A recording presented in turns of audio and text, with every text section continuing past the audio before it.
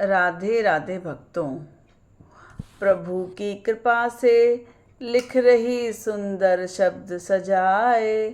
कार्तिक मास महात्म का 29वां है अध्याय। आप सभी भक्तों को वैकुंठ चतुर्दशी की हार्दिक शुभकामनाएं। वैकुंठ चतुर्दशी का विशेष महत्व माना जाता है। इस दिन भगवान विष्णु के साथ साथ भगवान शंकर जी का पूजन भी किया जाता है। शिव पुराण के अनुसार कार्तिक शुक्ल चतुर्दशी के दिन भगवान विष्णु ने भगवान शिव का वैदिक विधि विधान से पूजन किया था। भगवान विष्णु ने शिव जी को प्रसन्न करने के लिए काशी जाकर 1000 कमल पुष्पों द्वारा भगवान शिव का पूजन किया। पूजन के लिए लाए 1000 कमल पुष्पों में से एक पुष्प गायब था। भगवान विष्णु पूजन के लिए लाए गए पुष्पों की गिनती बार बार करते, लेकिन उसमें एक पुष्प गायब रहता। भगवान को याद आया कि भगवान विष्णु के भक्त उन्हें कमल नयन नाम से भी पुकारते हैं। अतः भगवान विष्णु ने अपने एक नेत्र को कमल मानकर कमल पुष्पों की संख्या को पूर्ण करने के लिए शिवजी के चरणों में अपना एक नेत्र अर्पित कर दिया। भगवान शिव उनकी बुद्धिमत्ता और प्रभु भक्त प्रेमियों को देखकर प्रसन्न हुए। उन्होंने भगवान विष्णु को उनकी आँख के साथ साथ उन्हें सुदर्शन चक्र भी उपहार स्वरूप दिया। भगवान विष्णु अपने भक्तों की रक्षा के लिए सदैव उसे अपनी उंगली में धारण किए रहते हैं। वैकुंठ चतुर्दशी का दिन शिव और भगवान विष्णु का मिलन का दिन है। इसको हरिहर मिलन भी कहते हैं।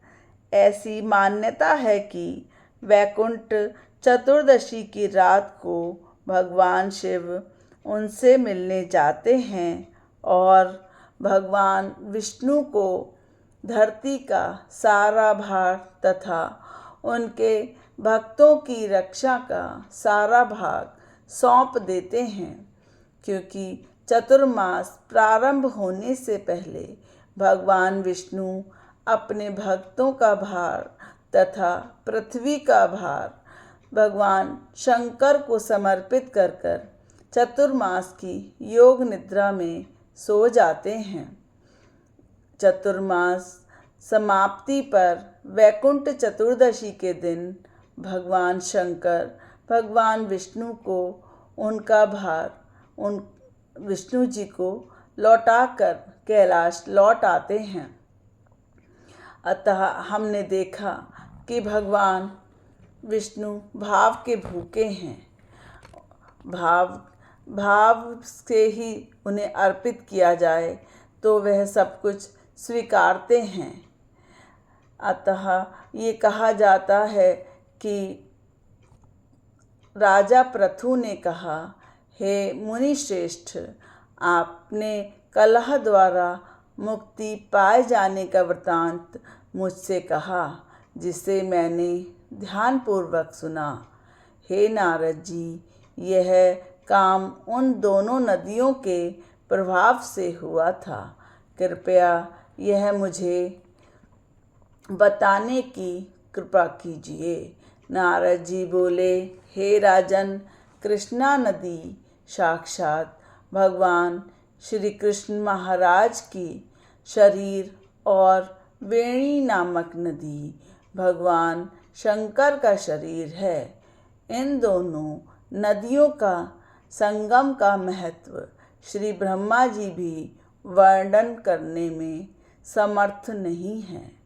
फिर भी चूँकि आपने पूछा है इसलिए आपको इनकी उत्पत्ति का वृत्तांत सुनाता हूँ। ध्यानपूर्वक सुनिए।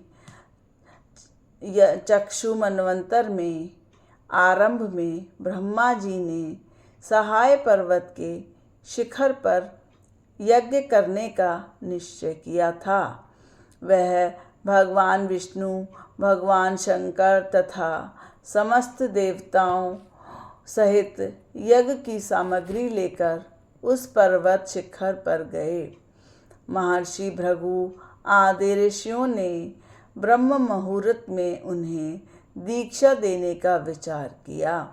तत्पश्चात भगवान विष्णु ने ब्रह्मा जी की भार्या त्वरा को बुलवाया। वह बड़ी धीमी गति से आ रही थी। इसी बीच में भृगु जी ने भगवान विष्णु से पूछा, हे प्रभु, आपने त्वरा को शीघ्रता से बुलवाया था, वह क्यों नहीं आई हैं? ब्रह्म मुहूर्त निकल जाएगा।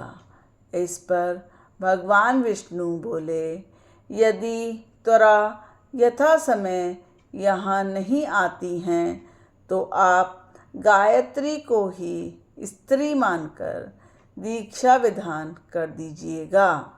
क्या गायत्री पूर्ण कर्म में ब्रह्मा जी की स्त्री नहीं हो सकती? नारद जी ने कहा, हे राजन, भगवान विष्णु की इस बात का समर्थन भगवान शंकर जी ने भी किया। यह बात सुनकर भृगु जी ने गायत्री को ब्रह्मा जी के दाहिनी ओर बिठाकर दीक्षा विधान आरंभ कर दिया। जिस प्रकार ऋषिमंडल गायत्री को दीक्षा देने लगा, उसी समय त्वरा भी यज्ञ मंडप में आ पहुँची। ब्रह्मा जी की दाहिनी ओर गायत्री माता को बैठा देखकर ईर्ष्या से कुपित होकर त्वरा बोली, यहाँ अपूज्यों की पूजा और पूज्यों की अप्रतिष्ठा होती है, वहाँ पर दुर्भिक्ष, मृत्यु, भय तीनों अवश्य हुआ करते हैं। यह गायत्री ब्रह्मा जी की दाईं ओर मेरे स्थान पर विराजमान हुई है, इसलिए यह अदृश्य बहने वाली नदी होगी। अब सभी देवताओं ने बिना विचारे इसे मेरे स्थान पर बिठाया है, इसलिए आप सभी जड़ रूप नदियाँ होंगे।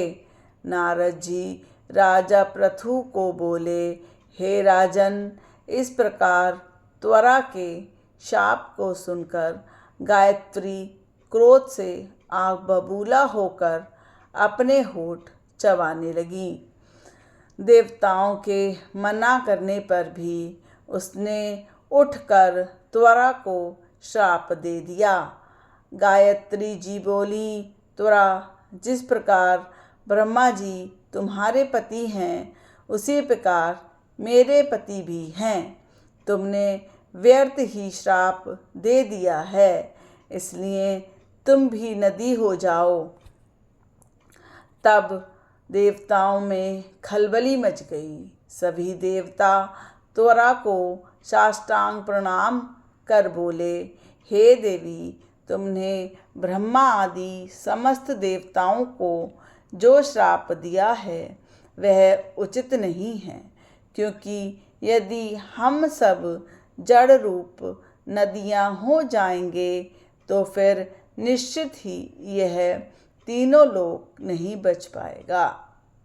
क्योंकि यह श्राप तुमने बिना विचार किए दिया है, इसलिए यह श्राप तुम वापस ले लो। त्वरा बोली, हे देवतागण, आपके द्वारा यज्ञ में आरंभ में गणेश जी का पूजन नहीं किए जाने के कारण यह यज्ञ निर्विघ्न नहीं हो सका। इसमें विघ्न उत्पन्न हुए हैं। मेरा यह श्राप यद्यपि खाली नहीं जा सकता, इसलिए आप सभी अपने अंगों से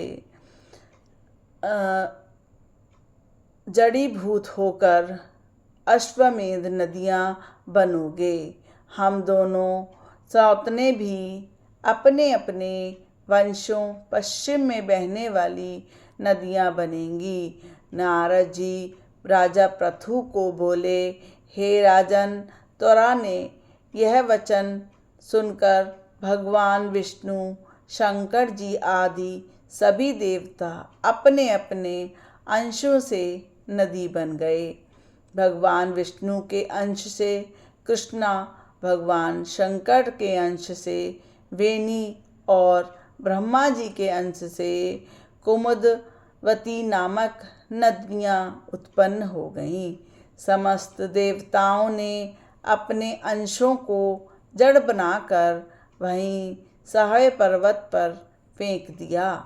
फिर उन लोगों के अंग पृथक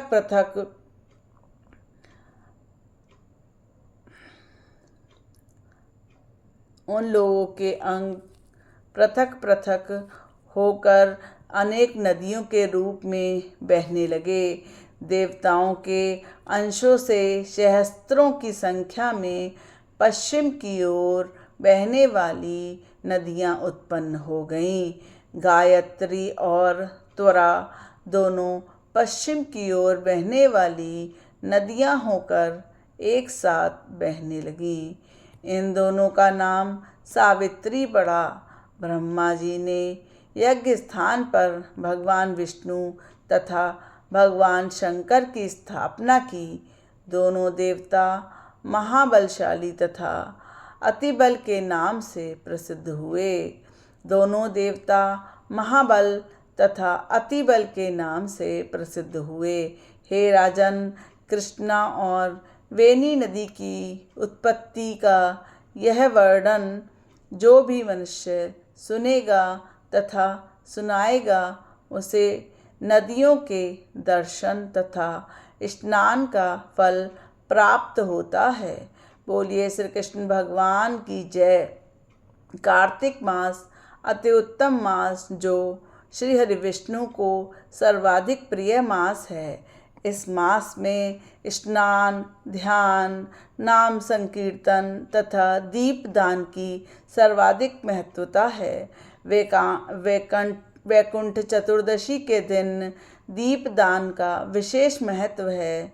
इस दिन मंदिरों में, देवालयों में, पेड़ों के वृक्ष के नीचे तथा जलाशयों में आप लोग अपनी सुविधा अनुसार दीपदान करें। दीपदान का कार्तिक मास में विशेष महत्व है। जो भक्त पूरे महीने दीपदान ना कर सका हो, वह अपनी इच्छा अनुसार 11, 21, 51 दीप मंदिरों में या जलाशयों में दान कर सकता है। दान की हमारे जीवन में विशेष महत्वता है, अतः दीपदान विशेष महत्वकारी कार्तिक का पुण्य फलदायी दान है। अतः आप दीपदान अवश्य करें। जय श्री राधे।